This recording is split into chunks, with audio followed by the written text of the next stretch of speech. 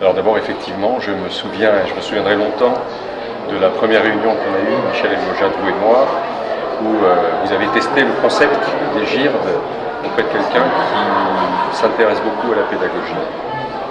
Et j'ai tout de suite accroché au principe de communication très pratique, centrée sur des besoins réels, concrets des praticiens dermatologues, et avec cette alternance de mise au point assez structuré et de questions flash sur des thématiques précisées. Et à la fin, les questions-réponses. Ce concept m'a paru tout de suite très intéressant. Et le fait est, nous sommes à 7 ans, c'est l'âge de raison, c'est l'âge des raisons d'être heureux. D'abord parce qu'aujourd'hui, on a un amphi qui est plein, des dermatologues qui sont intéressés, qui posent des questions. On sent qu'il y a un véritable engouement sur cette problématique de la dermato-infectiologie. Et effectivement, on ne peut que se réjouir et penser que la contenance du palais des congrès de Versailles, qui est encore satisfaisante, peut-être que dans quelques années, ne le sera plus tout à fait. Eh bien parce qu'effectivement, j'ai voulu l'appeler le dermatologue face aux défis des pathologies infectieuses, parce que les défis sont nombreux. Il y a des maladies émergentes que l'on voit arriver, notamment des nouvelles rickettsioses, sur lesquelles le dermatologue est au premier plan pour faire un diagnostic rapide, et donc conditionner la rapidité du traitement et le pronostic.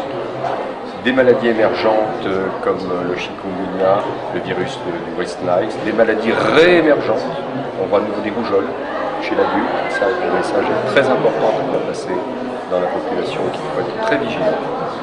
Des maladies qu'on croyait au rang de l'histoire, comme la syphilis, qui réémergent.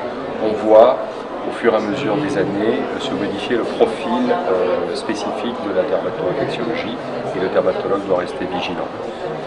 Défi aussi parce que on voit de plus en plus de résistance aux antibiotiques. C'est un vrai problème, et il y a eu une communication sur le staphylocoque doré, qui est un vieux compagnon du dermatologue, qui était jusqu'à présent assez facile à prendre en charge par des antibiotiques très adaptés. On voit émerger depuis une petite décennie des staphylocoques communautaires résistants à la méticilline, qui ont pour particularité de sécréter une toxine nécrosante qui va donner, si la prise en charge n'est pas rapide, la possibilité de lésions cutanées nécrotiques, voire de pneumopathie nécrosante qui peuvent être mortelles. Et là, le dermatologue est vraiment une sentinelle pour faire le diagnostic le plus rapidement possible.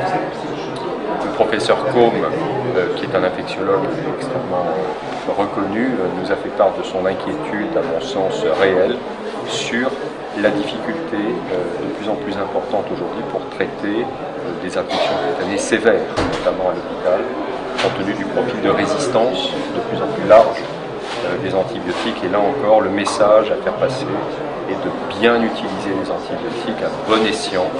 Et le dermatologue, là aussi, est sur une zone frontière entre des pathologies extrêmement légères, comme l'impétigo, des pathologies plus lourdes, comme les résipèles ou les cellulites infectieuses non staphylocoxiques, où il faut vraiment avoir encore une fois en tête les bons arbres diagnostiques et thérapeutiques pour éviter des utilisations trop larges qui vont conduire à des résistances.